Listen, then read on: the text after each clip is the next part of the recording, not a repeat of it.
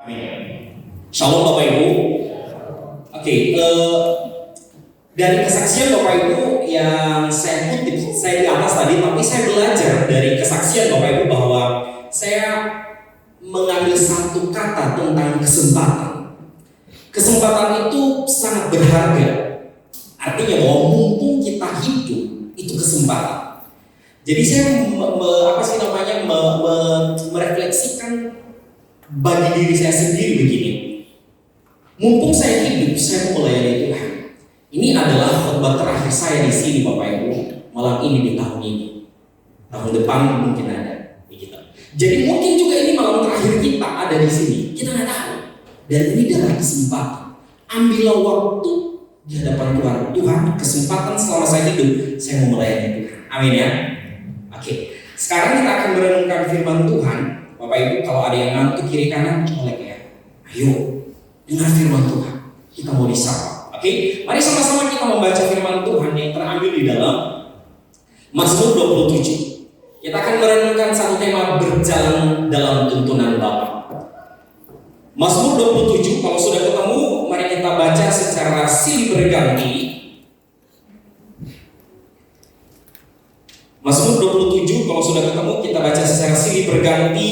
Saya ayat pertama, Bapak Ibu ayat kedua. Aman dalam perlindungan Allah. Dari Daud, Tuhan adalah terangku dan keselamatanku. Kepada siapakah aku harus takut? Tuhan adalah benteng hidupku. Terhadap siapakah aku harus gemetar?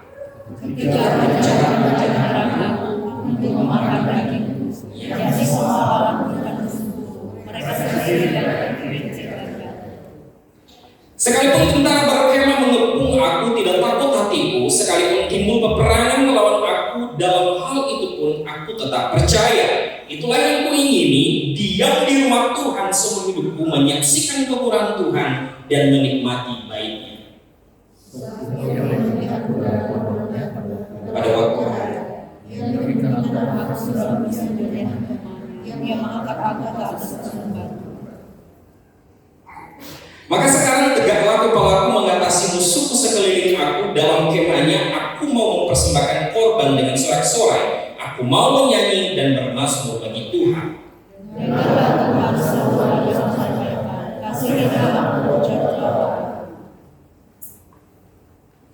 Hatiku mengikuti firman-Mu, carilah wajah-Ku, maka wajah-Mu ku cari, ya Tuhan.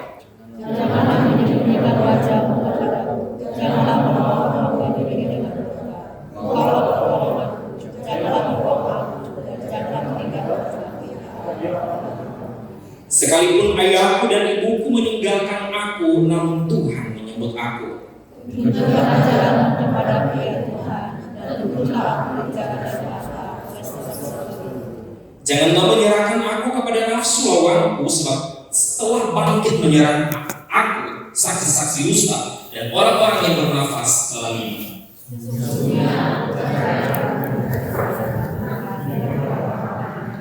Kita baca bersama-sama ayat 14, 1, 2, 3. Nantikanlah Tuhan, kuatkanlah dan teguhkanlah hatimu. Ya, nantikanlah Tuhan. Amin. Bapak Ibu, ini tema kita, berjalan dalam tuntunan Bapa. Perjalanan hidup manusia yang sudah kita alami, Bapak Ibu, berbagai macam rasa, berbagai macam peristiwa, entah itu menyenangkan, entah itu senang, sedih, dan lain sebagainya. Bahkan cemas, bahkan hilangnya pengharapan, itu sudah kita alami di tahun itu, betul ya? Di tahun ini. Nah, coba kita bayangkan perjalanan hidup kita di dalam tahun yang sedang kita akhiri di tahun ini. Banyak hal yang terjadi, tetapi banyak juga respon yang kita berikan. Misalnya begini, ada orang-orang tertentu yang ingin memusuhi kita, cari-cari masalah terhadap kita. Nah, berbeda rasa, berbeda cara meresponi. Ada yang meresponi dengan amarah, ada yang meresponi dengan santai, bahkan ada juga yang meresponi ya bodoh amat dan lain sebagainya. Nah, di dalam bulan ini kalau Bapak Ibu perhatikan di berita ya, saya scrolling media sosial saya Bapak Ibu, ada 6 peristiwa pesawat jatuh di beberapa negara. Dan terakhir adalah di Korea Selatan, betul ya? Di mana? Jeju ya, Korea kan? Iya, Korea. Jadi banyak peristiwa yang menurut saya secara pribadi, kenapa sih ini bisa terjadi? Sehingga membuat kita memasuki tahun 2024 ini adalah 2025 adalah sebuah kegentaran, ketakutan dan lain sebagainya. Nah, peristiwa kelamnya hidup bukan hanya dialami di zaman kita, tetapi di zaman Daud sejak dahulu kala sudah dialami. Nah, beberapa penafsir atau pandangan berkata bahwa di dalam pasal 27 ini mereka berkata bahwa ada dua hal yang dialami oleh Daud. Yang pertama, dia dikejar-kejar oleh Saul. Kemudian ada juga yang berkata bahwa dia dikejar-kejar oleh Absalom. Siapa Absalom? Anaknya sendiri mengkudeta bapaknya. Begitu. Tetapi terlepas dari berbagai macam pandangan, yang penting di sini adalah Daud di dalam bahaya. Daud di dalam bahaya. Maka Bapak Ibu yang dikasih oleh Tuhan kita Yesus Kristus, apa yang dilakukan oleh Daud? Dia lari ke gua, dari gua ke gua untuk apa? Menyembunyikan diri, untuk menyelamatkan diri. Sehingga kalau kita perhatikan pasal 27 ini Bapak Ibu, ini merujuk kepada sebuah ratapan. Kalau Bapak Ibu perhatikan nanti di ayat 7 sampai ayat 12 itu sebuah ratapan, permohonan kepada Allah. Tetapi selain daripada itu juga, Mazmur ini adalah merujuk kepada kepercayaan, keyakinan kepada Allah bahwa Allah yang hidup, itulah yang menuntun saya sampai detik ini. Nah, mari kita perhatikan ada beberapa struktur yang perlu kita lihat di sini Bapak Ibu. Dari Mazmur 27 ini yang saya kelompokkan. Yang pertama, ada sebuah proklamasi di sini di ayat 1, ayat 5 sampai 6 dan ayat 13 sampai ayatnya yang ke-14. Bapak Ibu bisa perhatikan ayat itu. Jadi di sini bahwa proklamasi, Daud memproklamasikan bahwa Allah itu adalah terang, keselamatan, benteng kekuatannya. Jadi Daud ini menggunakan bahasa-bahasa militer di sini. Karena ini adalah masa peperangan. Dia di dalam zona tidak aman dan tidak nyaman, begitu. Karena ada musuhnya terus mengejarnya. Kemudian yang kedua, ada kesaksian. Di ayat 2 dan 3, Daud mengungkapkan sebuah kesaksian tentang Allah yang hidup. Ada merupakan sebuah keyakinannya bahwa Allah yang menuntun hidupnya, membebaskan dia dari cengkraman musuh. Kemudian yang ketiga adalah di ayat 4. Ada sebuah kerinduan di sana. Kerinduannya apa? Ingin diam di rumah Tuhan. Nah, diam di rumah Tuhan ini seumur hidup. Di sana ada sebuah frasa di sana. Ini tidak merujuk kepada dia tinggal secara terus-menerus. Seperti di sini, nggak secara terus-menerus tinggal di dalam rumah Tuhan. Tetapi ini merujuk kepada sebuah relasi, keinginan untuk terkoneksi selalu dengan Allah. Dan yang terakhir adalah ada sebuah permohonan. Permohonan di ayat 7 sampai ayatnya yang ke-12. Bapak Ibu perhatikan begini. Tadi ada proklamasi. Dia mengatakan bahwa Allah itu terang saya. Tetapi coba perhatikan ada satu permohonan di sana. Di ayat 7 sampai ayat 12. Itu merujuk kepada sebuah ratapan sekaligus isi permohonan. Mungkin tadi saya sudah bilang bahwa dia teguh. Dia menyaksikan Allah. Tetapi secara manusia, dia memohon belas kasihan Allah. Kalau bisa, mohon Allah tidak tinggal diam ketika saya di dalam penderitaan ini. Bahkan di sana dikatakan bahwa sekalipun ayah ibunya, orang yang dia kasihi, yang mengasihinya, meninggalkan dia, tetapi ada Allah yang menyambut dia. Seharusnya orang-orang terdekatnya menyokong dia, tetapi dia berkata itu semua berlalu. Hanya Allah yang hidup yang menyambut dia.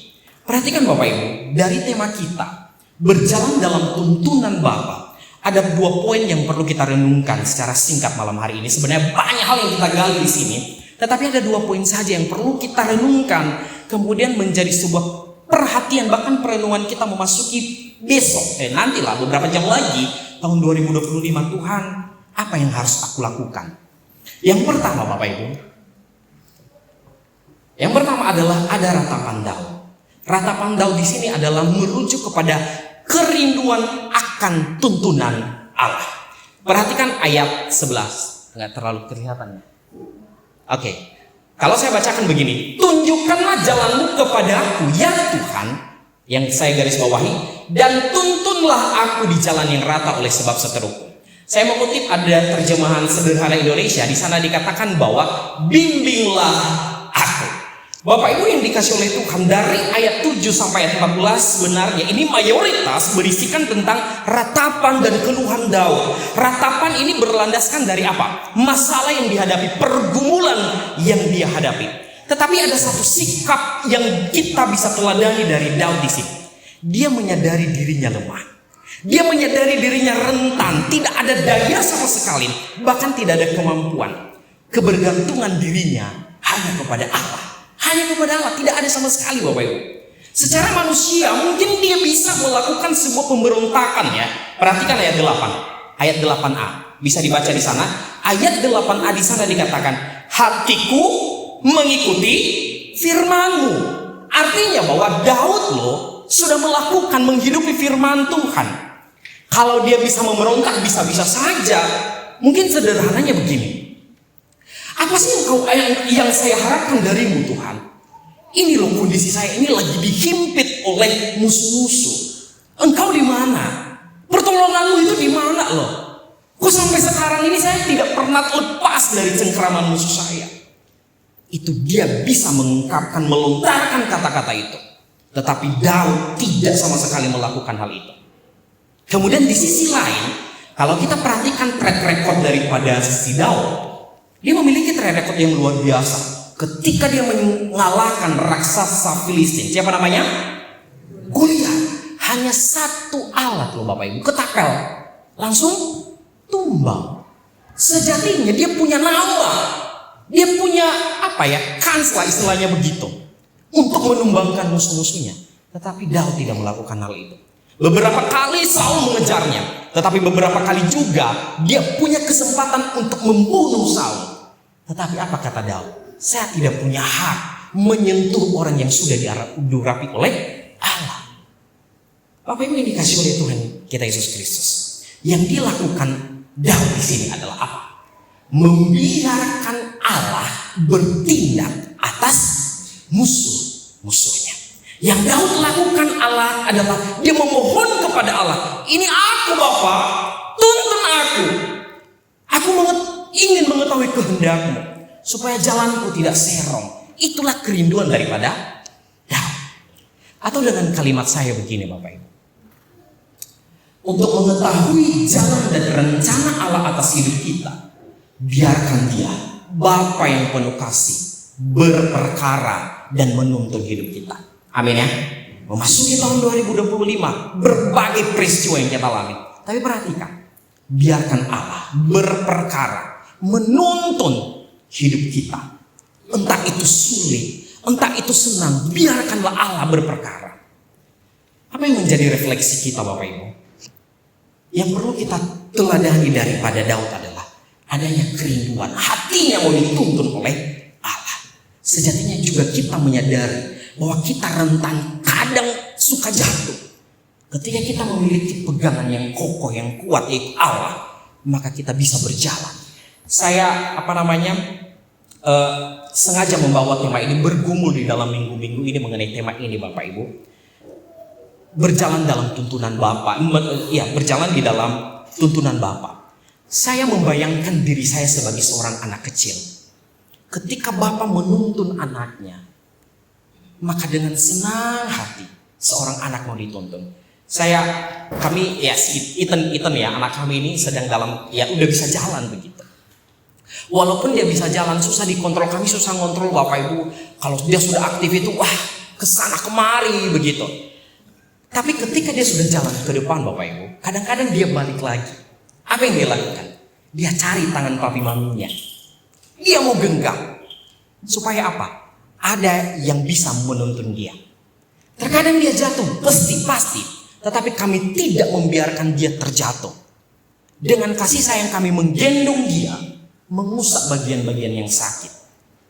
Perhatikan, alangkah baiknya juga gambaran semacam ini. Coba perhatikan, Bapa yang mengasihi kita. Ketika kita jatuh, apakah Dia membiarkan kita tergeletak? Tidak. Bapa yang penuh kasih menggendong kita di masa-masa kelam yang kita alami. Bapak Ibu yang dikasih oleh Tuhan kita Yesus Kristus, pertanyaan saya adalah, maukah kita dipimpin oleh Bapa yang kita panggil setiap hari, Bapa, Engkau mengasihi saya, atau tidak? Atau kita berusaha untuk melepaskan tangan kita dari genggaman tangan Allah, lalu kita berkata, saya mampu berjalan karena saya bisa. Mari kita renungkan diri kita, Bapak Ibu. Tahun 2025 ini pasti akan terjadi sesuatu yang menanti kita. Saya tidak tahu, entah itu hal yang buruk, entah hal itu yang sulit dan lain sebagainya. Ketika saya merenungkan kata-kata ini, Bapak Ibu, saya berkata bahwa menjalani tahun 2025, bagaimana ketika orang-orang yang saya kasihi meninggalkan saya. Saya kadang-kadang meneteskan air mata, saya belum siap Tuhan. Saya belum siap kehilangan mereka. Tetapi ketika Tuhan berkata, udah waktunya, siapakah kita? Siapakah kita? Tugas kita di sini adalah bukan memaksa Allah untuk menuruti keinginan kita, tetapi bagaimana kita membiarkan Allah menuntun kita melewati entah itu masa kelam sedang menanti kita. Bapak Ibu yang dikasihi oleh Tuhan, ini almarhum Timothy Keller. Saya mengutip dia begini. Ketika kita menyadari bahwa kita berada di dalam pimpinan gembala agung, yaitu Kristus, kita dapat menghadapi serigala kehidupan dengan keberanian. Serigala kehidupan itu apa? Berbagai ancaman, penyakit, musuh dan lain sebagainya. Tetapi ada satu yang pasti, ada gembala agung kita yang siap menuntun langkah demi langkah kita. Amin ya. Itu poin pertama. Poin kedua, Bapak Ibu, yang perlu kita renungkan, ada ratapan berisikan tentang permohonan. Maka yang kedua adalah kita melihat di sana, kita melihat ada keyakinan dalam menikmati keindahan Allah. Perhatikan ayat 4, Bapak Ibu. Apa yang dikatakan di sana? Saya baca dari versi Alkitab yang terbuka. Di sana dikatakan, satu hal sudah aku minta kepada Tuhan, bahwa yang paling aku inginkan adalah tinggal di rumah Tuhan sepanjang hari kehidupanku, untuk, perhatikan yang saya garis bawahi, memandang keindahan Tuhan dan mencarinya di dalam bait-Nya. Perjalanan Daud melewati berbagai peristiwa berat di dalam hidupnya, Bapak Ibu. Ada sebuah keyakinan bahwa Allah yang dia percaya menjadi satu-satunya dia berlabuh untuk berseru memohon belas kasihan. Nah, dari sini kita melihat bahwa sebuah keindahan juga sekaligus hal tidak masuk akal. Coba perhatikan ya, dia di dalam bahaya kan, dia dikejar-kejar. Tetapi bagaimana mungkin Daud ini menikmati keindahan Allah? Gak mungkin secara manusia. Mungkin kalau kita berkata, kalau saya di dalam bahaya, saya mencari cara supaya bisa saya keluar, lalu saya terbebas, lalu saya bahagia. Tetapi Daud tidak loh. Daud tidak. Bahkan di beberapa ayat itu dia musuh-musuhnya mengepungnya dengan luar biasa. Berarti tidak ada celah untuk bisa dikabur. Tetapi berbeda dengan Daud. Kenapa dia bisa berkata demikian? Karena Daud percaya siapa yang menuntun hidupnya. Daud tahu siapa yang dia percaya. Pertanyaan saya, Bapak Ibu, apakah kita tahu siapa yang kita percaya? Tahu. Iblis juga bisa percaya loh sama Yesus. Bagaimana dengan kita? Kalau kita hanya cukup tahu tanpa kita mengenal, itu juga hanya setengah-setengah, Bapak Ibu. Di sini kita melihat, Bapak Ibu, sebuah teladan yang baik. Ketika kita mengenal Allah yang kita sembah, maka kita punya relasi yang baik dengan Dia, sehingga kita menikmati keindahan di dalam Allah. Pertanyaan refleksi bagi kita adalah, kapan terakhir kali menikmati relasi dengan Bapa kita? Kapan, Bapak Ibu? Kadang-kadang kita susah menikmati relasi dengan Allah, dengan relasi kita dengan Tuhan, karena kesulitan hidup, penyakit yang tidak kunjung beres, relasi dalam keluarga tidak harmonis, tekanan di dalam pekerjaan yang terus ada, bahkan kesibukan kita juga ini yang lebih penting daripada relasi kita dengan Bapa, dan lain sebagainya. Semuanya ini mengganggu tentang kenikmatan berelasi dengan Allah. Melalui bagian ini, Bapak Ibu, Daud mengajarkan kita bahwa situasi-situasi sulit pasti kita alami. Saya bilang saya lagi, katakan, situasi-situasi sulit pasti kita alami selama kita hidup. Kapan kita tidak mengalami? Ketika kita sudah meninggalkan dunia ini. Pasti pergumulan berat pasti juga sedang mengantri di dalam hidup kita ke depan. Saya bertemu ada satu bapak ketika kami pelayanan di satu tempat, Bapak Ibu. Ada satu bapak yang penjual susu. Mereka orang Kristen, mereka menjual susu setiap hari subuh, mereka jual susu sekeluarga. Sebelum peristiwa ini dia mengenal Kristus lebih sungguh-sungguh. Dia punya anak laki-laki yang pertama. Bagi beberapa suku, anak laki-laki itu adalah paling penting begitu. Karena mereka adalah yang meneruskan generasi dan lain sebagainya. Nah, bagi keluarga ini, anak laki-laki ini adalah paling penting. Tetapi relasi antara anak dan bapak tidak akur. Setiap hari berantem terus begitu. Kadang-kadang anaknya yang laki-laki ini pulang malam, nunggu bapaknya dulu masuk ke rumah, karena mereka tidak akur dan lain sebagainya. Pada satu kali, anaknya yang laki-laki ini tiba-tiba ketika dia membeli susu, pulaan susu, dia masih belum nyampe di rumahnya 1 kilo lagi sebelum nyampe rumahnya di kompleks perumahan. Dia beristirahat di situ. Lalu dia meninggal dunia. Kemudian si bapaknya ini hanya meneteskan air mata. Dia menyesali semua yang sudah terjadi. Dulu Bapak Ibu, si bapak ini penjual susu ini kalau datang ke gereja mulai ibadah jam 9, tetapi dia baru datang ke gereja jam 10 lewat. Jadi sudah khotbah itu sudah menjelang berakhir begitu. Karena kenapa? Dia jualan susu pagi-pagi. Dia nunggu jualan susu itu sampai selesai. Tetapi apa yang terjadi? Setelah dia melihat bahwa saya begitu bodoh. Ketika saya sering setiap sekali seminggu itu saya kunjungan ke rumahnya, dia selalu bilang, saya ini manusia bodoh di dunia. Saya tidak menikmati relasi saya dengan Allah. Kenapa? Karena saya mengabaikan tanggung jawab saya. Saya mengabaikan Tuhan. Saya abai dengan Tuhan. Saya tidak benar-benar serius dengan Tuhan. Apakah dia orang berduit? Betul, dia orang berduit. Tetapi hatinya penuh dengan kehampaan. Bapak Ibu yang dikasih oleh Tuhan, yang dikasih oleh Tuhan kita Yesus Kristus. Ketika dia membuat sebuah perubahan di dalam dirinya, memutuskan saya mau benar-benar mengiring Tuhan, menikmati Tuhan, maka di dalam proses perjalanan hidupnya, Bapak ini tetap jualan susu. Tetapi sekarang ada satu perubahan. Pagi-pagi setiap hari Minggu dia jualan susu, tetapi dia tidak menunggu susu itu sampai habis. Sebelum jam 9 dia sudah harus prepare untuk pergi ke gereja. Kemudian setiap hari menunggu pembeli sambil menunggu pembeli, dia juga baca Alkitab. Pertanyaan saya, apakah perjalanannya baik-baik saja? Tidak.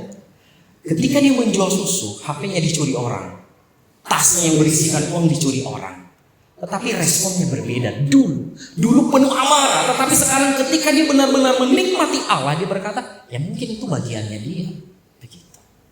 Bapak Ibu dikasih oleh Tuhan, kapan kita terakhir kali berelasi, menikmati relasi kita dengan Bapa kita, Allah yang penuh perhatian dengan kita. Ada satu hamba Tuhan namanya Kevin DeYoung, Bapak Ibu, dia di salah satu menulis artikel di Gospel Coalition, pasti namanya Bapak Ibu nanti bisa cari. Ini orangnya, dia bisa berkata begini. Hidup Kristen lebih dari sekadar menghindari dosa. Memang tanggung jawab kita adalah kita melawan dosa. Tetapi dia berkata begini. Ini tentang apa? Menikmati Allah, mengenal Dia, dan berjalan dekat dengannya setiap hari. Ini keindahan ketika kita mengiring Kristus, ketika kita mengiring Tuhan. Bapak Ibu yang dikasih oleh Tuhan, mari saya ajak kita, apapun kesibukan Anda, apapun kesibukan kita hari demi hari, jangan sampai kehilangan momentum ini untuk kita berelasi dengan Allah. Bapak Ibu yang dikasih oleh Tuhan, kalau Bapak Ibu perhatikan dari khotbah saya tadi, saya mengatakan bahwa ini hanya bersifat moralitas kalau kita tidak membawa kepada Kristus. Korelasi Injilnya begini Bapak Ibu. Perhatikan ayat pertama. Saya bacakan ayat pertama, di sana dikatakan begini. Tuhan adalah terangku dan keselamatanku. Terang di sini merujuk kepada siapa? Kristus. Mari kita baca satu ayat terakhir Bapak Ibu. Yohanes 8 ayat 12. Yohanes 8 ayat 12. Kalau sudah ketemu kita baca bersama-sama. Yohanes 8 ayat 12. Kalau sudah ketemu, mari kita baca bersama-sama. 1, 2, 3. Maka Yesus berkata pula kepada orang banyak, katanya, Akulah terang dunia. Barang siapa mengikut aku, ia tidak akan berjalan dalam kegelapan, melainkan ia akan mempunyai terang hidup. Ini adalah rujukan dari pasal Mazmur 27 ayat 1. Ini merujuk kepada Kristus. Dia adalah terang sejati, yaitu Kristus. Dan itulah yang kita rayakan di Natal kemarin, beberapa waktu yang lalu. Bapak Ibu yang dikasih oleh Tuhan kita Yesus Kristus, memasuki tahun 2025. Mari kita memulai babak baru bersama dengan Kristus. Dengan rendah hati kita mau dituntun sehingga kita menikmati relasi dan keindahan Tuhan hari demi hari. Ketidakpastian akan masa depan jangan menjadi momok di dalam hidup kita. Karena kenapa? Hanya Kristus yang menjadi jaminan dan jawaban atas semua persoalan hidup kita. Saya menutup khotbah renungan kita malam hari ini dengan sebuah kalimat, Bapak Ibu. Kita baca bersama-sama. Perhatikan ada kata-kata Anda, coba ganti kata-kata saya, sebutkan diri kita sendiri. Oke, mari kita baca bersama-sama. 1, 2, 3. Pimpinan Allah bukan hanya tentang jawaban, tetapi tentang keintiman. Ketika saya mengikuti Dia tidak hanya menunjukkan jalan, tetapi juga membawa saya lebih dekat ke hatinya. Bapak Ibu dikasih oleh Tuhan, inilah tujuan perjalanan iman kita. Kita dibawa melihat hati Bapa di dalam Kristus Yesus. Dan ketika Anda bergumul, Dia memanggil kita, hai anakku yang kukasihi, letakkanlah kuk itu, biarkanlah Kristus merengkuh kita di dalam seluruh apapun yang kita alami. Mari kita sama-sama bergumul di hadapan Tuhan. Kita akan berdoa, membawa perjalanan kita di tahun yang kita tidak tahu apa yang akan terjadi, tetapi satu yang pasti bahwa Allah akan menyertai kita.